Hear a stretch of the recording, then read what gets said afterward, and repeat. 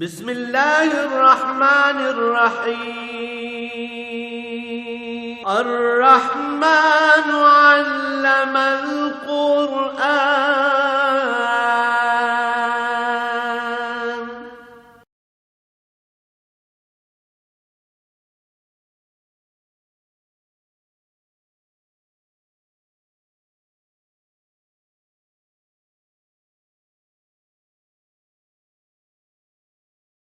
الحمد للہ رب العالمین والصلاة والسلام علی حبیبہ محمد وآلہ وصحبہ اجمعین. اعوذ باللہ من الشیطان الرجیم. بسم اللہ الرحمن الرحیم. ولو ان لکل نفس ظلمت ما فی الارض لافتدت به واسروا الندامۃ لما رأوا العذاب وقضی بینہم بالقسط وہم لا یظلمون. الا ان للہ ما فی السماوات والارض الا ان وعد اللہ حق ولکن اکثرہم لا یعلمون. هو یحیی ویمیت والیہ ترجعون.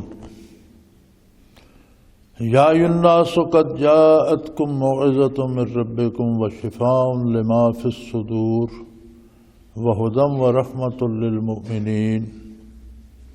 قل بفضل اللہ وبرحمتہ فبذلک فلیفرحوا هو خیر مما یجمعون. اللہم سبحانک لا علم لنا الا ما علمتنا انک انت العلیم الحکیم. مولا یا صلی وسلم دائما ابدا علی حبیبک خیر الخلق کلہم. ولو ان لکل نفس ظلمت ما فی الارض لافتدت به. جو لوگ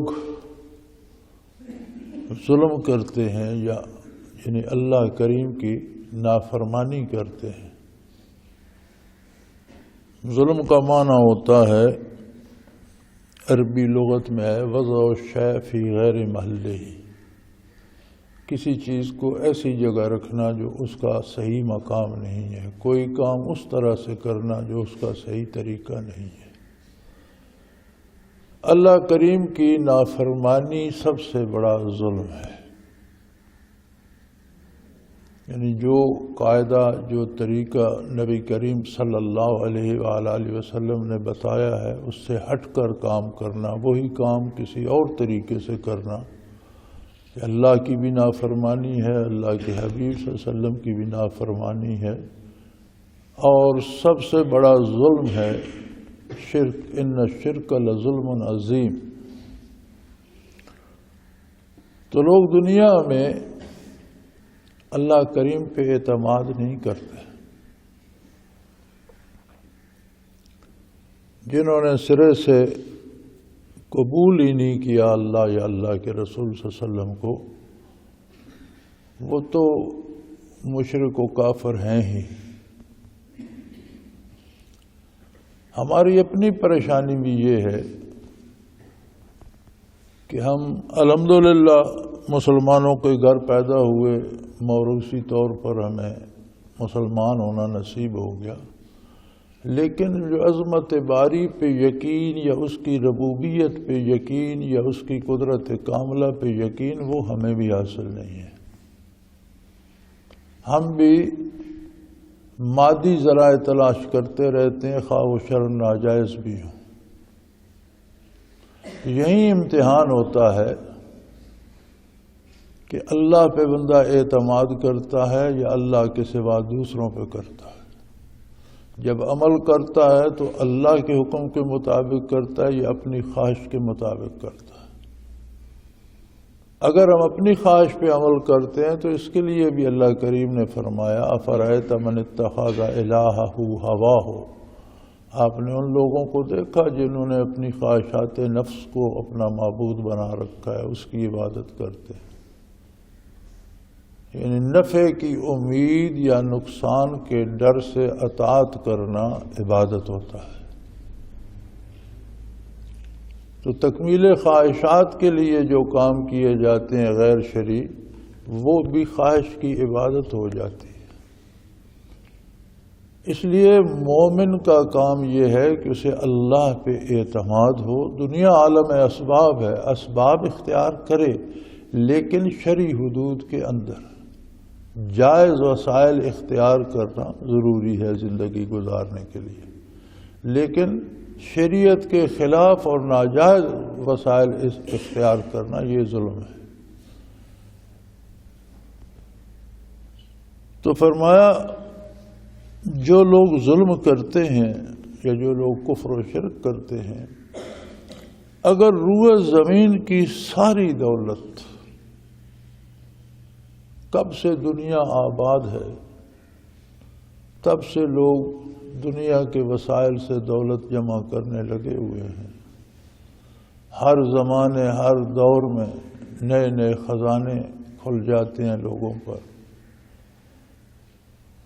تو فرمایا جتنی ابتدا سے دنیا کے تباہ ہونے تک، قیامت کے قائم ہونے تک دولت اس سارے معمور عالم کے استعمال میں تھی، وہ ساری جمع کر کے اگر ایک بندے کے پاس ہو لیکن اس نے اللہ کے رسول کی اطاعت نہ کی ہو، کفر و شرک کیا ہو یا عملاً نافرمانی کی ہو، تو قیامت کو وہ چاہے کہ یہ ساری دولت دے کر جرمانہ ادا کر کے جان چھڑا لے، فرمایا نہیں چھوٹ سکے۔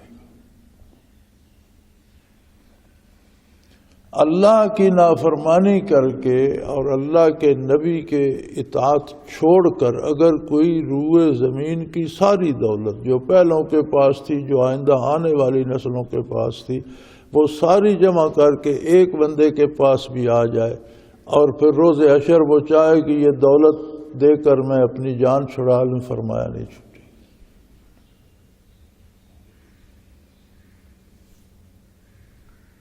وَأَسَرُّ النَّدَامَةَ لَمَّا رَأَوْا الْعَذَابَ،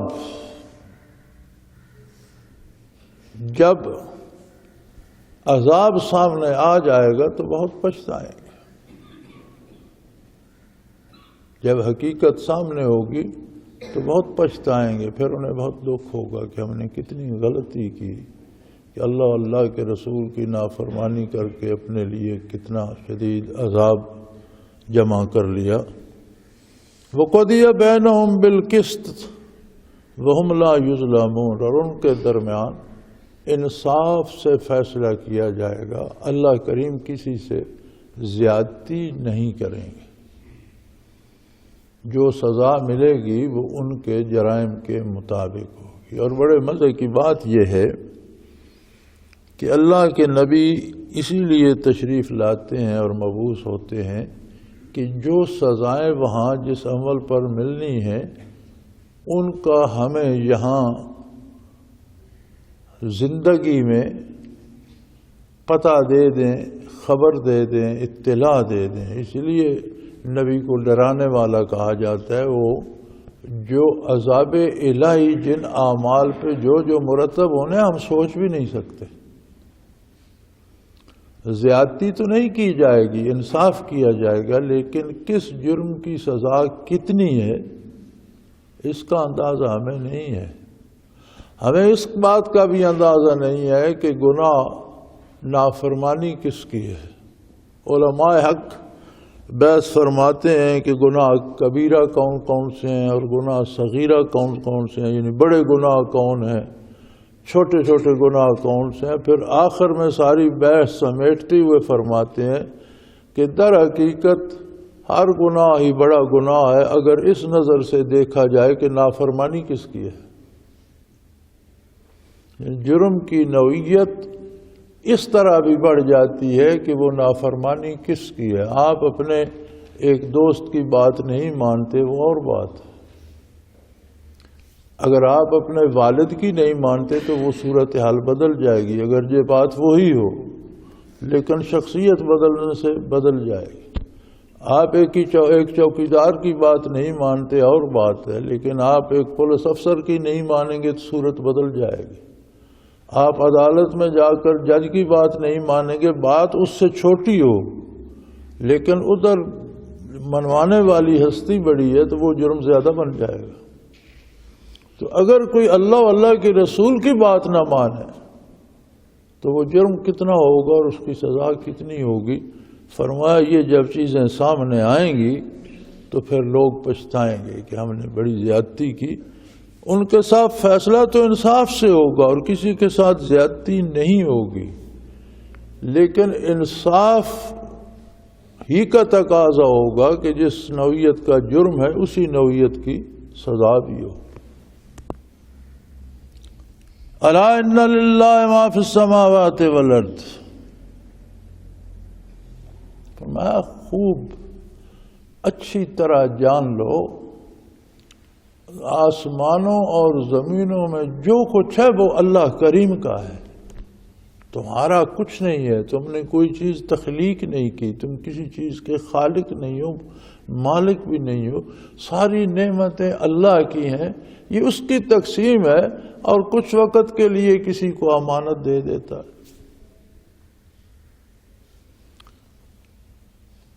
ہمارے پاس ہماری زندگی بھی اس کی امانت ہے، ہمارا اپنا اس پہ اختیار نہیں، مال و دولت بھی اس کی امانت ہے، گھر بار بھی اس کی امانت ہے، اولاد بھی اس کی عطا ہے۔ تو ان چیزوں کے لیے یا دولت جمع کرنے کے لیے اللہ کی اطاعت چھوڑنا یہ تو بڑی زیادتی کی بات ہے۔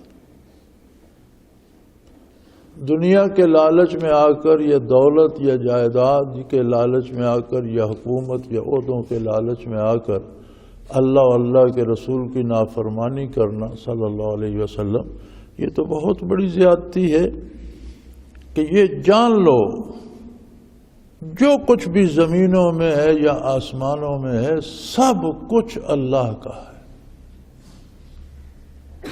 دولتیں جمع کر کر کے انسان مر جاتے ہیں، دولت ساتھ نہیں لے جاتے۔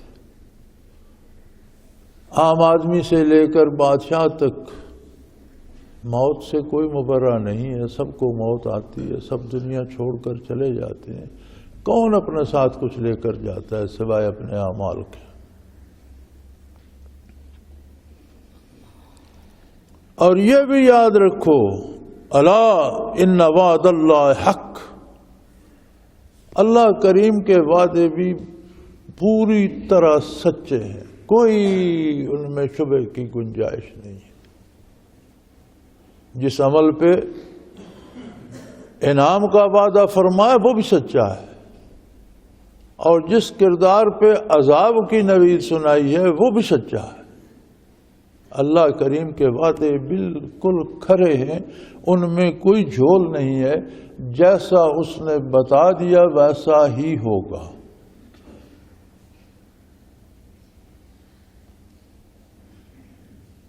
بلاکن اکثرہم لا یعلمون، فرمایا لیکن بہت سے لوگ ان باتوں کی پرواہ نہیں کرتے، ان سے بے خبر رہتے ہیں، سنی انسنی کر دیتے ہیں۔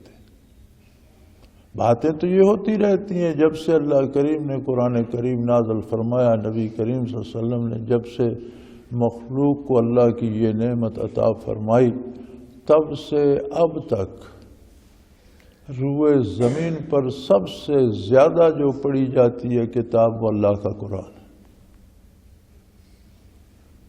دنیا کی کوئی کتاب بندہ ایک دفعہ پڑھتا ہے، لائبریری میں رکھ دیتا ہے کہ پڑھی گئی، یا کہیں سے لے کر پڑھتا ہے واپس کر دیتا ہے۔ یہ واحد کتاب ہے جس کی تلاوت مسلسل ہوتی رہتی ہے، اور پڑھنے والے پر نئے نئے خزانے ہر تلاوت میں کھلتے رہتے ہیں، نئی نئی رحمتیں نازل ہوتی رہتی ہیں، نئی نئی لذت نصیب ہوتی رہتی ہے۔ دنیا کی اور کوئی کتاب قرآن و حدیث کے علاوہ لے لو، بڑا ادب ہو اس میں، بڑا اچھی نظم ہو، بڑے اچھے شعر ہوں، بڑے اچھے واقعات ہوں، لیکن آپ ایک دفعہ پڑھ کے دوبارہ نہیں پڑھیں گے۔ کوئی دنیا کی ایسی کتاب نہیں ہے جسے بندہ ختم کر کے پھر شروع سے لگ جائے کہ میں پھر پڑھتا ہوں، کوئی نہیں۔ یہ کلام الہی ہے، اور یہ وہ نعمت ہے کہ جسے جتنی بار دہراتے جاؤ اتنی بار نیا لطف، نیا مزہ، نئی رحمتیں، نیا کرم، نئے انکشافات، نئی باتیں منکشف ہوتی چلی جاتی۔ آپ نے حفاظ کرام کو دیکھا ہوگا، اکثر لوگ کم از کم اگر ویسے نہیں پڑھتے تو تراویح میں تو سنتے ہیں اکثر لوگ، تو کوئی حافظ والناس پہ قرآن کو ختم نہیں کرتا، والناس پر پہنچ کر پھر پہلے سپارے کا پہلا رکوع شروع کر دیتے، اور کبھی والناس پہ ختم نہیں کرتے، پھر شروع کر کے ختم کرتے، اس لیے کہ یہ کتاب ختم ہوتی ہی نہیں، یہ اللہ کا کلام ہے اور اس کی برکات الگ ہیں۔ نبی کریم صلی اللہ علیہ وآلہ وسلم کے لبہائے مبارک سے لوگوں کو عطا ہوئی ہے، زبان پاک سے لوگوں کو عطا ہوئی ہے، وہ برکات الگ ہیں۔ پوری زندگی کا نصاب ہے، ہر کام کے کرنے کا طریقہ ہے، یہ برکات الگ ہیں۔ پھر اس میں جو تجلیات باری ہیں وہ الگ سے ہیں، جو انوارات نبوت ہیں وہ الگ سے ہیں۔ اور میں اگلے روز ہی مطالعہ کر رہا تھا، ایک حدیث شریف نظر نواز ہوئی کہ اللہ نے کچھ فرشتے ایسے مقرر کر دیے ہیں جو تلاوت قرآن کی تلاش میں رہتے ہیں، اور جب کوئی تلاوت کر رہا ہوتا ہے تو فرشتہ آ کر اس کے منہ پہ ہاتھ رکھ لیتا ہے، تو آواز اس کے قاری کے منہ سے نکلنے کی بجائے لوگوں کو جو سنائی دیتی ہے وہ ہاتھ کے راستے فرشتے کے منہ میں جا کر اس کے منہ سے نکلتی ہے۔ ان فرشتوں کی غذا ہی یہی ہے کہ وہ تلاوت قرآن سنتے رہیں۔ ذرا اس نظر سے دیکھیے کہ یہ الفاظ اللہ کا ذاتی کلام ہے،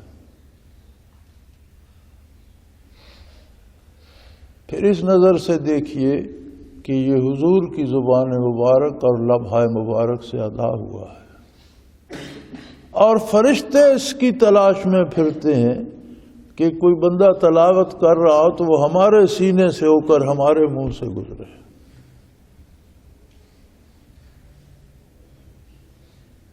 تو پھر اگر ہم اس کی تلاوت ہی نہ کریں، اس کو سمجھنے کی کوشش ہی نہ کریں، اس پر عمل کی کوشش نہ کریں، تو خود یہی ایک جرم کتنا بڑا جرم بن جاتا ہے۔ اس لیے علماء حق فرماتے ہیں کہ گناہ صغیرہ کو نہیں ہوتا، چونکہ گناہ اللہ و اللہ کے رسول کی نافرمانی کا نام ہے، تو دیکھنا یہ ہے کہ نافرمانی کس کی ہے، اس لحاظ سے ہر گناہ بڑا بن جاتا ہے۔ الا ان للہ ما فی السماوات والارض، جان لو، اچھی طرح جان لو، یقین کر لو، زمین و آسمان میں جو کچھ ہے اللہ کا ہے۔ کسی کو غذا دیتا ہے، کسی کو پانی دیتا ہے، دوا دیتا ہے، لباس دیتا ہے، اولاد دیتا ہے، جائیداد دیتا ہے، عہدہ دیتا ہے، سب کچھ اس کا اپنا ہے، تھوڑی دیر کے لیے کسی کو عطا کر دیتا ہے۔ کسی کی آزمائش دولت اور امارت اور اقتدار بن جاتا ہے، کسی کی آزمائش بھوک اور افلاس بن جاتا ہے۔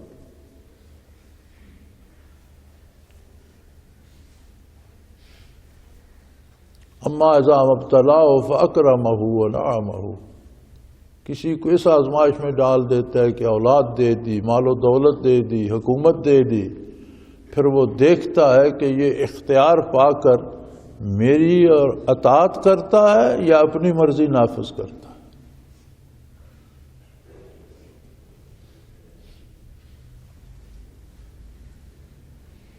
وَأَمَّا إِذَا مَا ابْتَلَاهُ فَقَدَرَ عَلَيْهِ رِزْقَهُ، کسی پر دوسری آزمائش بھیج دیتا ہے، رزق کی تنگی بھیج دیتا ہے، غربت و افلاس بھیج دیتا ہے، جسمانی کمزوری بھیج دیتا ہے، پھر وہ دیکھتا ہے کہ یہ ان کمزوریوں کے ازالے کے لیے میرے در پہ آتا ہے، مجھ سے دعا کرتا ہے، میرے پیغمبر کا اتباع کرتا ہے، یا یہ دروازہ چھوڑ کر مخلوق کے دروازے پہ دوڑنے لگ جاتا ہے کہ فلاں مجھے پیسے دے دے گا، فلاں مجھے شفا دے دے گا، فلاں کی خوشامد کروں تو میرا کام ہو جائے گا۔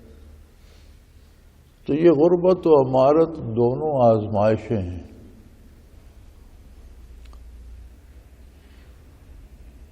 لیکن کوئی کسی کو کچھ نہیں دے سکتا، دینے والا اللہ ہے۔ اور یہ یاد رکھو، الا ان وعد اللہ حق، اللہ کے سارے وعدے سچے ہیں، ان میں کوئی کمی بیشی نہیں ہوگی۔ جو فرما دیا وہ برحق ہے، وہ بالکل سچ ہے اور ویسا ہی ہوگا۔ ولیکن اکثرہم لا یعلمون، لیکن اکثر لوگ اس سے بے خبر رہتے ہیں، اس کی پرواہ ہی نہیں کرتے، جانوروں کی طرح زندگی گزار جاتے ہیں، سوئے اٹھتے ہیں تو روزی کی تلاش میں پڑ جاتے ہیں، حلال حرام کی پرواہ کیے بغیر، نیک بد کی پرواہ کیے بغیر، کہیں سے لقمہ مل جائے، کہیں سے پیٹ بھر جائے، سارا دن اس میں کھپتے کھپتے شام ہوئی، تھک ہار کر لیٹ گئے، سو گئے۔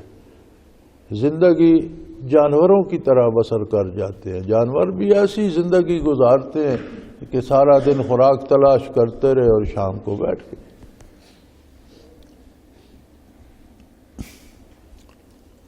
هو یحیی و یمیت و الیہ ترجعون۔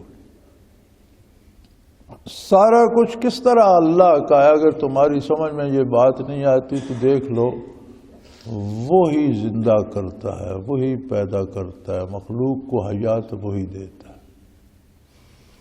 کوئی اپنی مرضی سے پیدا نہیں ہوتا، کوئی اپنی مرضی سے اپنی شکل نہیں بنا سکتا، کوئی اپنی مرضی سے اپنا قد بت نہیں بنا سکتا، کوئی اپنی مرضی سے اپنی صحت نہیں بنا سکتا، کوئی اپنی مرضی سے جب تک چاہے زندہ نہیں رہ سکتا۔ یہ سب کچھ اللہ کی طرف سے اس کے فیصلوں کے مطابق ہوتا۔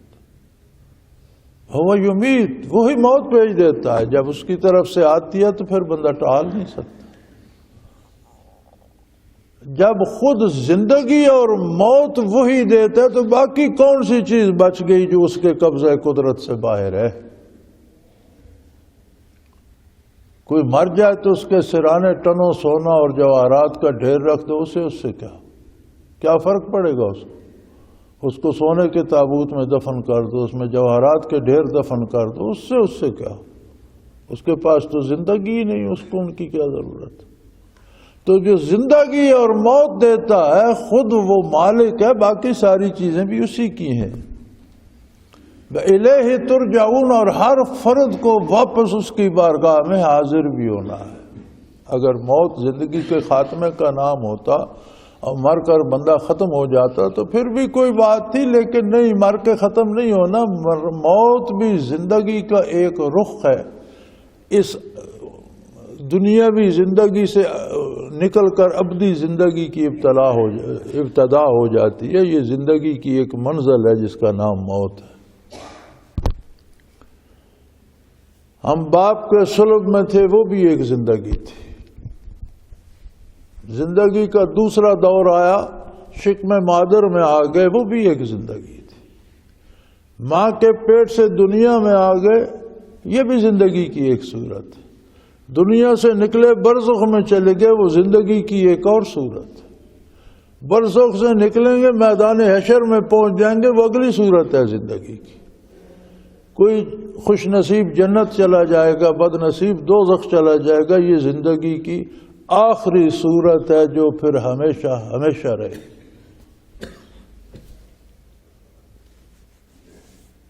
تو فرمایا صرف زندہ ہونا اور مرنا نہیں ہے، بلکہ مرنے کے بعد اس کی بارگاہ میں حاضری بھی ہے۔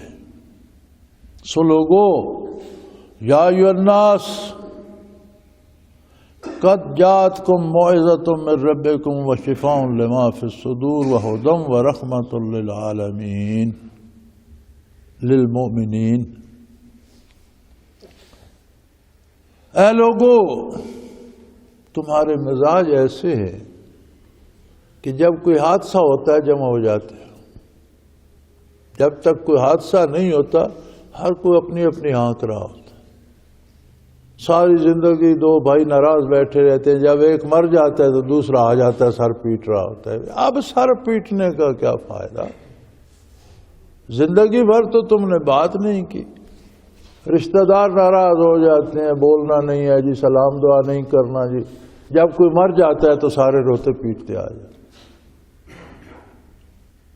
قوم میں اتفاق نہیں ہو رہا جی، سیاسی جماعتوں میں اتفاق نہیں ہو رہا جی، جب کوئی بلا آ جاتی ہے، زلزلہ آ جاتا ہے، سیلاب آ جاتا ہے، پھر سارے رونا پیٹنا شروع کر۔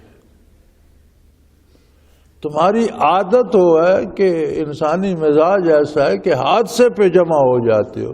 تو دنیا میں جتنے بڑے سے بڑے حادثات ہوئے ان سب سے بڑا حادثہ ہے بعثت محمد الرسول اللہ صلی اللہ علیہ وسلم، جو دنیا میں ایک ہی بار ہوا۔ انبیاء مبعوث ہوتے رہے، خود پہلا انسان آدم علیہ السلام خود نبی تھے، ہر قوم میں ہر ملک میں نبی مبعوث ہوتے رہے، لیکن مخصوص قوموں کے لیے اور مخصوص وقت کے لیے۔ یہ اتنا عظیم حادثہ، اتنا عظیم انقلاب ہے کہ اللہ کا ایک ہی نبی صلی اللہ علیہ وسلم مبعوث ہوا، اور ہمیشہ کے لیے اور ساری انسانیت کے لیے۔ اب اس سے بڑا حادثہ کیا ہوگا؟ ایک ہی بار ایسی کتاب نازل فرما دی جو قیامت تک کے لیے ہر ملک، ہر قوم، ہر فرد، ہر موسم میں قابل عمل ہے،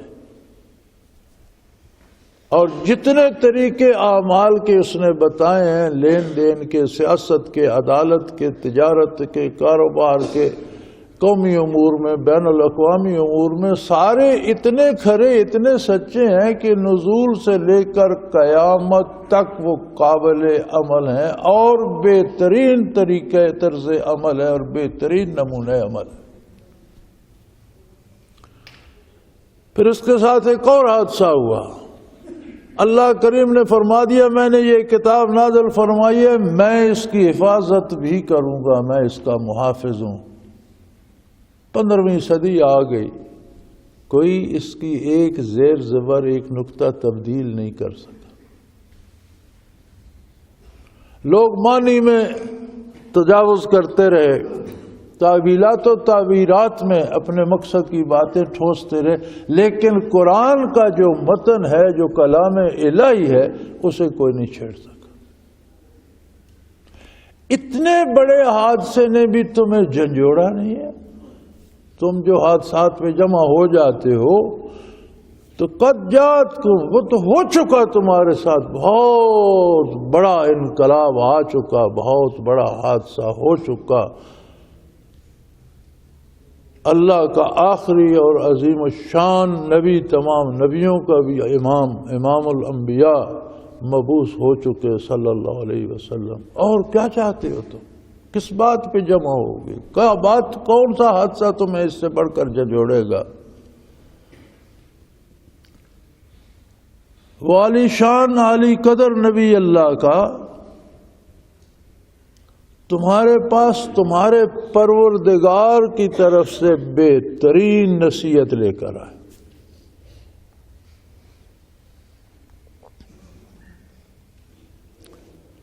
قرآن اللہ کا حکم بھی ہے، اوامر و نواہی کا مجموعہ ہے، لیکن اللہ نے فرمایا یہ اوامر و نواہی کے احکام نصیحت ہیں۔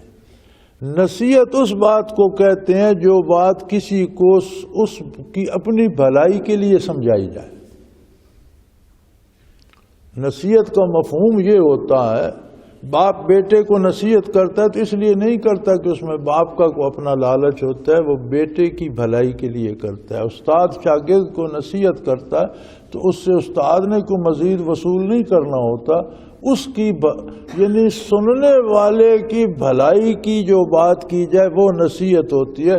تو فرمایا میرا نبی، میرا کلام تمہارے بھلے کے لیے لے کر تمہارے پاس ظہور پذیر ہوا، تمہارے پاس مبعوث ہوا، تمہاری بھلائی کا اہتمام کر کے، تمہارے بھلے کی بات کر کے، تمہارے بھلے کی کتاب لے کر۔ اور پھر یہ صرف کتاب نہیں ہے، زندگی کا مدار کیفیات قلبی پر ہے۔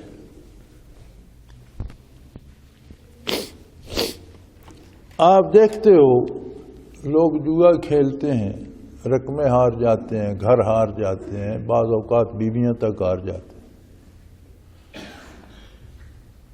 پھر جوئے کو بھلا برا بھی کہتے ہیں کہ بہت بری بات ہے، پھر کھیلتے بھی ہیں، باز نہیں آتے۔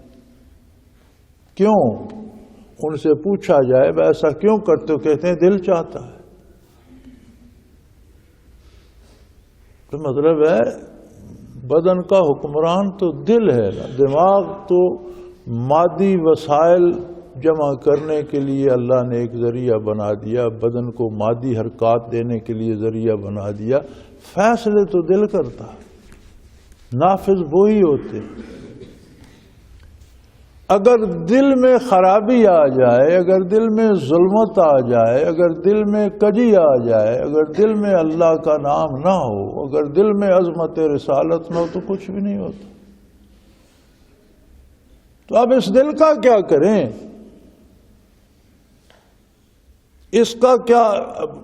دل کی دھڑکن کا علاج تو ہے، دل کے وال بند ہو گئے ان کا علاج تو ہے، لیکن دل کی کیفیات کا کیا علاج ہے؟ کوئی ایسا انجیکشن، کوئی ایسی گولی، کوئی ایسا آپریشن جو دل میں سے کجی کو، کدورت کو، حسد کو، بغض کو، برائی کی خواہشات کو نکال دے اور وہاں نیکی اور اللہ کے نام کی عظمت بھر دے۔ فرمایا وہ یہ کتاب ہے، اس کا کام ہے۔ قد جاتکم، یہ کام ہو چکا، تمہارے پاس آ چکی، موعظۃ من ربکم، تمہارے پروردگار کی طرف سے بہترین نصیحت۔ یہ اس کی ربوبیت کا تقاضا تھا، یہاں من اللہ نہیں فرمایا، من ربکم فرمایا، تمہارے پروردگار جس نے تمہیں پیدا فرمایا، جو تمہاری ساری ضروریات پوری فرما رہا ہے، اس نے تمہاری یہ سب سے بڑی ضرورت پوری کرنے کا بھی انتظام کر دیا قرآن نازل فرما کر۔ اب جتنی دل کی بیماریاں ہیں، جھوٹ ہے، حسد ہے، کفر ہے، شرک ہے، برائی کی خواہشات ہے، چوری ڈاکے کی آرزو ہے، دولت مند بننے کی ہوس ہے، ان سب کا علاج فرمایا اسی قرآن میں موجود ہے۔ اسے پڑھو، اسے سمجھو، اس پر عمل کرو، سب درست ہو جائے۔ قد جاتکم موعظۃ من ربکم، تمہارے پروردگار کی طرف سے بہترین نصیحت تمہارے پاس آ چکی، وشفاء لما فی الصدور، اور جو دل کی بیماریاں ہیں ان سب کی شفا بھی ہے۔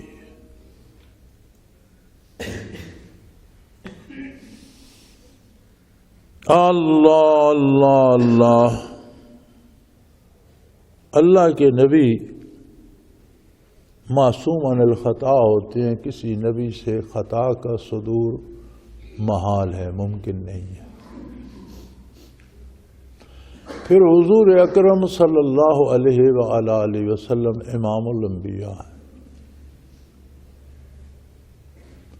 قرآن حضور پر نازل ہوا، قرآن کے معانی و مفاہیم بھی حضور پر نازل ہوئے۔ یہ منصب نبوت، فرائض نبوت میں سے ہے، لِتُبَيِّنَ لِلنَّاسِ مَا نُزِّلَ إِلَيْهِمْ، یہ آپ کا منصب جلیلہ ہے کہ لوگوں کو بتائیں جو قرآن نازل ہوا ہے اس کا مفہوم کیا ہے، اس سے مراد کیا ہے، اس پر عمل کس طرح سے کرنا ہے۔ جو ہستی اللہ کریم کے بعد ساری مخلوق سے افضل ترین ہے، وہ تو قرآن کی تلاوت فرماتے تھے۔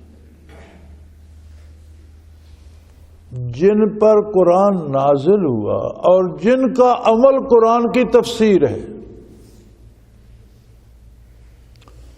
ام المومنین حضرت عائشہ صدیقہ رضی اللہ تعالی عنہا سے کسی نے عرض کی کہ یا ام المومنین، حضور صلی اللہ علیہ وسلم کے اخلاق کریمانہ کے بارے بتائیے کیسے تھے۔ انہوں نے بڑا مختصر، بڑا خوبصورت، بڑا جامع جواب ارشاد فرمایا کان خلقہ القرآن، آپ کے اخلاق کریمانہ قرآن تھے۔ قرآن پڑھتے جاؤ تمہیں آپ کے اخلاق کریمانہ کا پتہ چلتا جائے۔ جو قرآن فرماتا ہے وہ کرتے تھے، جس سے روکتا ہے اس سے رک جاتے۔ یعنی تم اگر حضور کو جاننا چاہتے ہو تو پھر بھی قرآن پڑھو، اور قرآن کو سمجھنا چاہتے ہو تو حضور صلی اللہ علیہ وسلم کی سنت کو دیکھو، آپ کے اعمال کو دیکھو۔ وشفاء لما فی الصدور، جس کا دنیا میں کہیں کوئی علاج نہیں ہے، کہ دل میں جو غلاظتیں، نفرتیں، کثافتیں بھر جاتی ہیں ان کو نکال کر قدورتوں کی جگہ محبتیں بھر دے، برائی کی جگہ نیکی بھر دے، خواہشات کی جگہ اطاعت بھر دے، فرمایا یہ بھی اسی قرآن کا کام ہے۔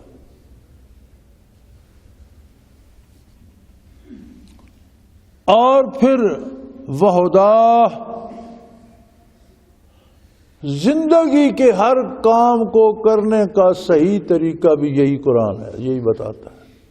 خدا کہتے ہیں کسی بھی کام کو کرنے کا صحیح طریقہ، ہر کام کے کرنے کا صحیح طریقہ بھی یہی کتاب بتاتی ہے۔ وَرَحْمَةٌ لِّلْمُؤْمِنِينَ، اور جو ایمان لاتے ہیں ان کے لیے مجسم رحمت بھی ہے، سراپا رحمت بھی ہے، رحمت کا خزانہ بھی ہے۔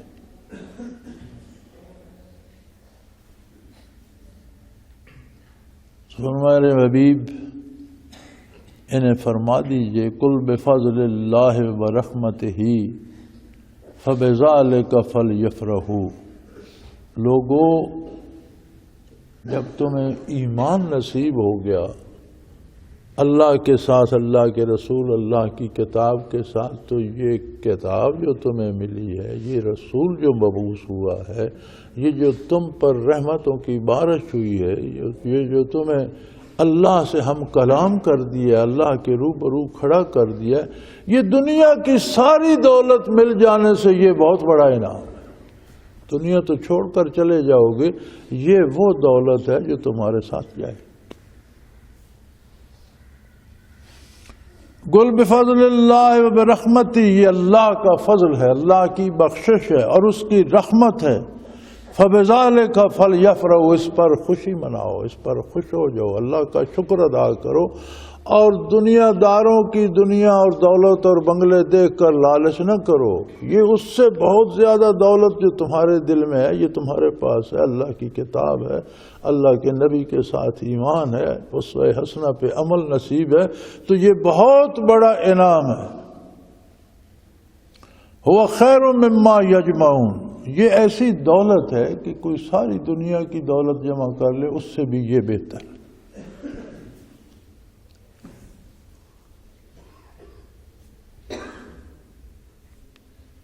چونکہ یہ شفاء لما فی الصدور بھی ہے، موعظہ بھی ہے، ہدا بھی ہے، رحمت بھی ہے۔ دل کی سب بیماریوں کی شفا تو قرآن ہے ہی، جسمانی بیماریاں بھی اس سے شفا پا جاتی ہیں۔ یہ اللہ کا احسان ہے کہ قرآن جسمانی بیماریوں کا علاج بھی بن جاتا ہے، لیکن صرف اسے تعویذ گنڈے کی کتاب بنا لینا درست نہیں۔ حدیث شریف میں ملتے ہیں بعض بیماریوں کا علاج، حضور نے فرمایا کہ یہ سورت پڑھ کر سو جاؤ تو وہ تکلیف نہیں رہے گی۔ ہم کیا کرتے ہیں، ہم ساری زندگی وہ ایک سورت پڑھتے رہتے ہیں، لیکن آپ کے ارشاد کا یہ مطلب تو نہیں کہ جسمانی صفا کے لیے یہ سورت پڑھو تو پھر باقی قرآن پڑھنا چھوڑ دو، یہ تو مراد نہیں۔ اگر کوئی حدیث پاک کے مطابق کوئی آیت، کوئی سورت، کوئی رکوع جسمانی شفا کے لیے پڑھتا ہے تو وہ درست ہے، لیکن ساتھ اسے مسلسل تلاوت قرآن بھی کرنی چاہیے۔ اس کا یہ مطلب نہیں کہ وہ ایک سورت لے لو اور ساری عمر وہ پڑھتے رہو، باقی چھوڑ دو، اور وہ بھی اللہ کی رضا کے لیے نہیں، سمجھنے کے لیے نہیں، عمل کرنے کے لیے نہیں، بیماری سے شفا پانے کے لیے۔ تو قرآن تعویذ گنڈوں کی کتاب نہیں ہے۔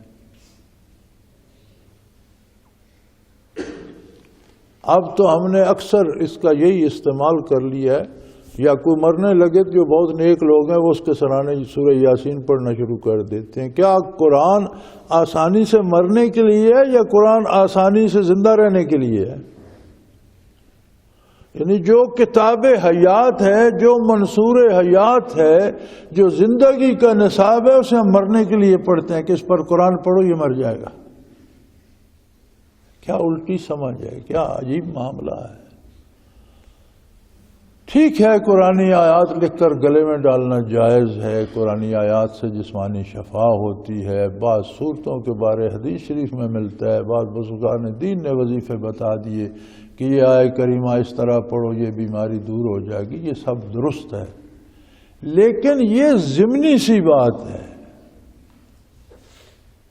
یہ بات ضمنی ہے۔ حقیقت یہ ہے کہ قرآن کی تلاوت کی جائے، روزانہ کی جائے، صبح و شام کی جائے، پھر کوشش کی جائے اس کے مفاہیم سمجھنے کی، پھر کوشش کی جائے اس پر پورا پورا عمل کرنے کی، یہ قرآن کی عزت، حرمت اور احترام ہے۔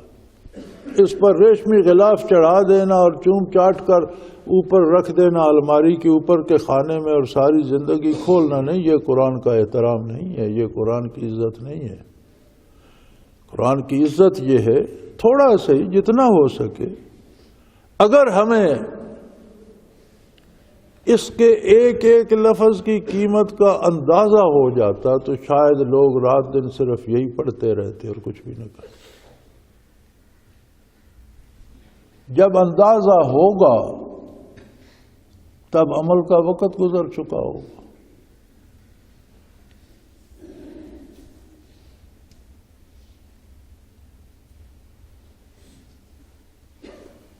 جب موت قریب آتی ہے نا، یہ بڑی عجیب بات ہے،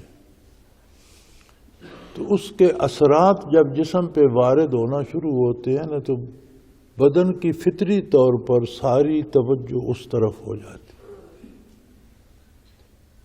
اب قرآن کریم میں آتا ہے یضربون وجوہہم وادبارہم، زندوں کو تو نظر نہیں آتا، لیکن کفار کو فرشتے قبض روح کے وقت ان کے منہ پہ مارتے ہیں، ان کی پیٹھوں پہ مارتے ہیں، پیٹ رہے ہوتے ہیں، مار رہے ہوتے ہیں۔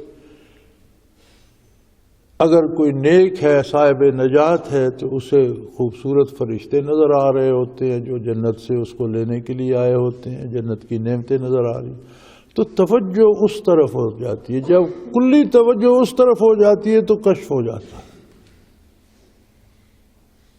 مشاہدات شروع ہو جاتے ہیں۔ تو پچھلے دنوں ایک بندہ اسی طرح اسی حالت میں مبتلا تھا، تو اس نے تو چیخ رہا تھا کسی کو بلاؤ، وہ بڑی بدصورت عورت بیٹھی ہے، وہ مجھے چڑھا رہی ہے، وہ بڑا ایک بد شکل مرد بیٹھا ہے، وہ مجھے چڑھا رہا ہے، وہ یہ ہے، وہ بے شمار صورتیں مرنے والا گن گن کر بتا رہا تھا، کسی کو بلاؤ ان کو کمرے سے نکالے۔ بیچارہ فوت ہو گیا۔ تو کسی نے مجھے بتایا کہ ایسا ایسا تھا، تو یہ کیا تھا؟ جنات تھے؟ میں نے کہا جی نہیں، جنات کو اس سے کیا کام، جو پہلے ہی موت میں نزع میں مبتلا ہے، جنات اب اسے کیا کہیں گے؟ یہ زندگی کے کیے ہوئے اعمال تھے جنہوں نے ساتھ قبر میں جانا ہے۔